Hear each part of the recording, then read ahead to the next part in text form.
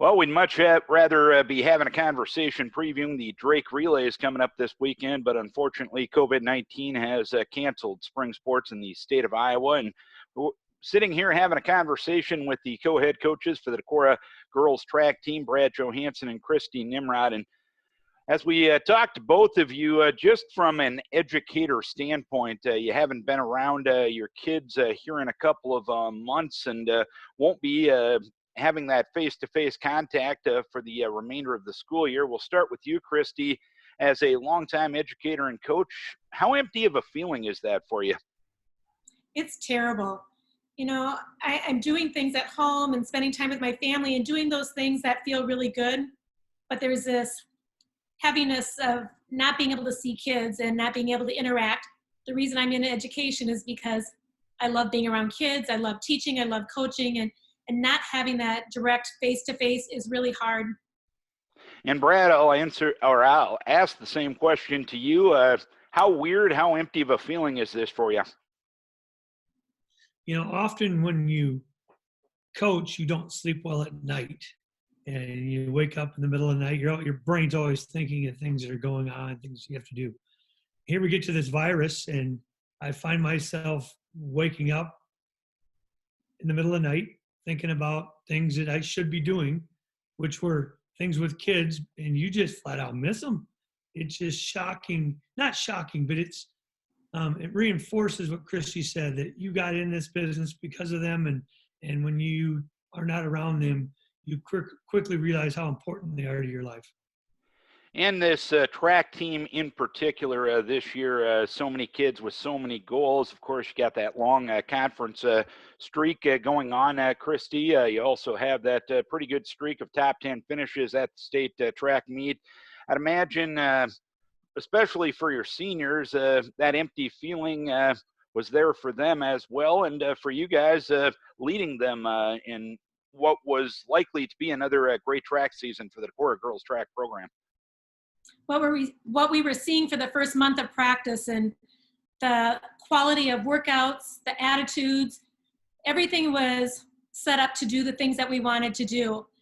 Being able to work through some of those things, we had some very experienced kids and we had some pretty inexperienced kids really working hard together, great leadership from our seniors, all of that.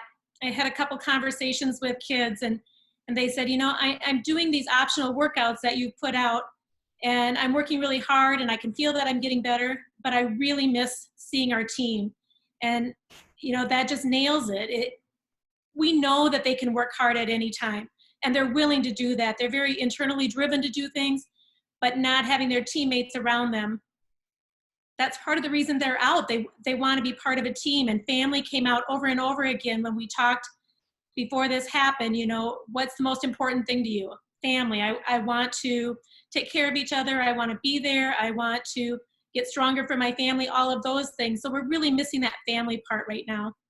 And Brad, how do you make sure that you can have that family, that interaction among the team, among you guys and the team and everything like that? Because kids still need that social interaction, despite the fact that that face-to-face interaction is pretty much an impossibility right now. Yeah, when we put the optional workouts out for them, there was always a pretty good caveat at the beginning about all these things that we missed amongst each other and ways to communicate with each other. And maybe we had a challenging optional workout, and maybe you should video it. We even had one where the Tongan kids put the workout together. We sent that one out, kind of a reminder of the days gone by for Cristy and I when we had our kids kind of doing workouts as well when they were little. So anything we could do to get them to feel good about those opportunities, because the reality is, for example, we had a Palisades workout we put in there for an optional one, and one of my most favorite workouts to coach forever, because when you get through that workout, you've done something that 99% of the people in Decorah have never done. And that's a workout you'd like to be there to promote and help them with. So we just did everything we could to spur that along. And I thought about this when Cristy, when college sports were canceled earlier in March, and it hit me last week when the governor canceled classes for the rest of the year. The spring sports got canceled. You guys, as coaches, are in a unique position because there's what you do at practice, there's what you do in meets, and what you do related to competition. But kids still need coaching. They still need that love. They still need that guidance. They still need that support. How are you still focusing on coaching kids even though there's no competitions or practices going on? You know, trying to make some contacts with kids, and it's a little more difficult. We'd love to do a Zoom meeting with everybody, but when you put 65 kids on at the same time, it's harder to do that interaction. So we talked about trying to figure out, you know, are there things that we can do? Could we have a senior meeting just by class or something like that? So the coaches are going to get together on Thursday and send out something to the kids that we really appreciate. And then hopefully that will lead to more, like maybe we do have some of those Zoom meetings or that type of meeting so that we can actually see kids. I know that I really miss kids, and the emails that I've gotten from some, that always comes up. I just miss seeing your face. So that's something we need to do. The great thing about the kids that we have is when we were face to face with them, we talked all the time about the things that we're doing and how that will impact the rest of their life. It's not just track. It's not just school, but some of these things that you're learning, the skills that you're learning, mental skills, that kind of thing, will be an impact for the rest of your life. And our kids have really worked hard on that. The mental part of track has, or any of our sports, with Mrs. Hogan helping with that, I think that we're better equipped than we would have been had we not spent as much time on the mental end. And Brad, Cristy just kind of walked into my next point. By the way, we won't punish you for dropping the baton there a second ago either, if we can have a track analogy there. But the life lessons you can teach from a situation like this, I know every coach has said it. You've said it to me probably 10 million times in interviews with you over the years. The whole control the controllables aspect of this. What life lessons can you teach the young women in this program through this situation?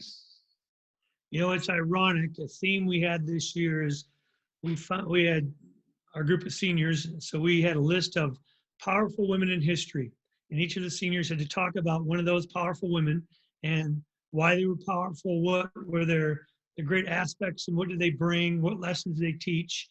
And twice a week, then those girls would take their turns and speak to the team about these powerful women. And those messages were very clear. You know, they were resilient. They dealt with adversity. They found ways to get better when maybe getting better was really hard to do. And in the end, they became these world famous women. And we didn't know this virus was coming when we thought this up to do. We just thought it up because we thought it was a really good idea.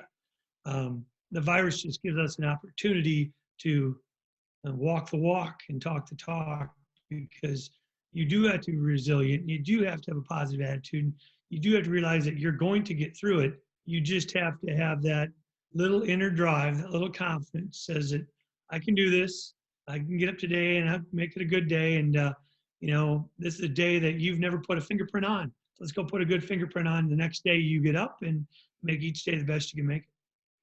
And of course, Cristy, the success that this program has had doesn't happen without the support of many people involved, and family is a big part of that. Any message you want to send to the parents of the kids in your program and what they need to do and what they've done for the support of the young women in their program over the years? Well, first of all, we want to say thank you. We don't get the quality kids that we get without having quality families behind them. So the things that the parents are doing to put out the type of student athletes that we have is just incredible. So thank you to those parents for doing that. But their job isn't over. You know, this is a whole different world. Not one of us has ever experienced something like we're going through. And so using those same parenting skills that they've been doing just like coaches using the same coaching things to help our kids be resilient, to, keep them busy, involved, doing those things. And I know without a doubt that our parents will continue to do that. We appreciate everything they do. Their support has been unbelievable. If we've asked for anything, they've been right there. They're doing all the things that as coaches we're asking them to do, and doing it above and beyond. They're probably doing more than they really need to. But, I know without a doubt that one step at a time we'll get through this. Things will never be the way they were before. There might be a greater appreciation for taking more family time, doing some of those things that we've always been too busy to do, and now we're realizing how important it is. But keeping things going for all those things that are so important to kids, all the activities that they're involved in and stuff, being able to work family time in those activities to become even better because of a bad situation. And Brad, along those lines, you talk about kids being busy, and you and I and Cristy have talked about this many, many times over the years. Decorah kids thrive when they are busy. The schedules these kids keep with great academics, holding down a job, being in a sport, fine arts, music, etc. Decorah kids thrive when they are really busy, and your kids have been great examples of that. Not only the student athletes you've coached, but your own children. How do you make sure that kids still have that kind of full plate to be successful in times like this when the opportunities may not be right in front of you? Well, it's funny. I sent an email to the freshmen today, reminding them about an assignment they had to complete, and they're doing a great job. Almost all of them had it done. And in the end of the email, I said, make sure you get outside and get some vitamin D and move. You gotta go do. And sometimes it just takes that little reminder to go do. I mean, we live in Decorah. If God created a better playground, I don't know where he did it. I mean, literally, you can go anywhere you want to, and you can be active in a way, and the community is invested in ways and places for you to be active with bike trails and different things that you can do enough that you feel good about yourself, and that it just helps your mental state to go through those processes and be in those situations.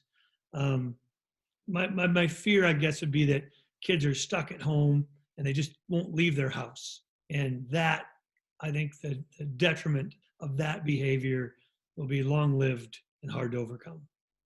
And Cristy, I'll ask you, of course, your daughter Katie lost the spring season of track at UNI. How has Katie handled her situation?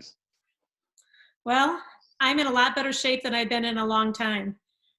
We get up at 6:30 every morning, we do a workout, we go for a walk, come back and do schoolwork, eat lunch, do some kind of, she does her training, running workout, come back in, we do another workout that we've set up for ourselves, we eat supper, and we go for another walk. So when Brad was talking about getting out and doing, for our mental health for both of us, we really need to be active.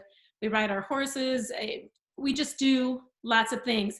And for Katie, when she was at school, she would leave her apartment early in the morning and not get back until after supper and then go to the library. So she had full days all the time. So she's finding there's a lot more time on her hands. For a while, she was into Netflix or doing stuff. And all of a sudden, she's like, I can't do that anymore. I need to go out and do stuff. So she's spending a lot more time outside, trying to find things to keep her both physically and mentally active, rather than getting in that rut of being on her phone or watching TV or whatever it was. The disappointment is great. There were several seniors on her team that are gone and she may never see again, which is some of the things that our kids are facing also. It was such an abrupt end that making connections and talking to each other is going to be important. And just, I really want the seniors to understand how important they've been to the program, how they started as freshmen and grew as their 4 years have gone on. And even though we didn't get to end it the way we wanted to end, they will have a lasting impact on the things that we do going forth. And Brad, any final messages from the Decorah Girls Track program itself, and what you want, most importantly, the kids, the parents, all the supporters of track in this great track community of Decorah to know about the current situation moving forward? Well, to our athletes, we just flat out love them and miss the heck out of them. I often reflect back. My grandparents have passed away, but I wish they were alive so I could ask them, what was it like at the end of World War II?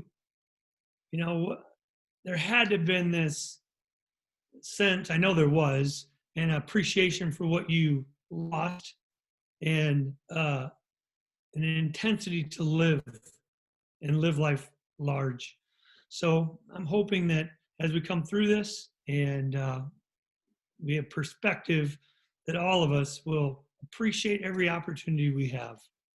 And yes, for those seniors, I talked to Tim Skirring the other day just by chance, and we lamented on the fact, can you imagine if Taylor wouldn't have had her senior year, the experience she had?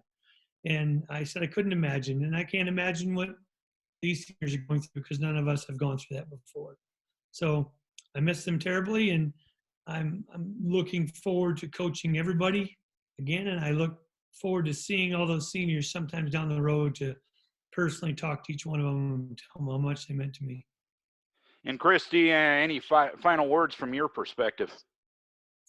Darren, we really appreciate you taking time to do this so that hopefully seeing our faces is a good thing. It's great. But being able to say some of the things that we really wanted to say to our athletes and their parents and supporters of our program.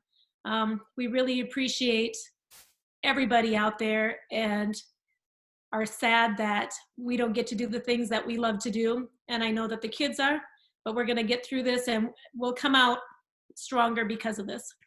Well, hopefully our next conversation will be getting ready for a great Decorah boys and girls cross country year this spring, talking to you both on that end of things. And hopefully next spring I can do a lot of research and call a couple of track meets that I was supposed to call this spring as well. Brad and Cristy, thanks for what you're still doing for young people in this community, despite the fact that it's just not as public as it used to be. And stay safe and stay healthy and stay well, and we'll get through this thing. Thank you. Thank you, Darren.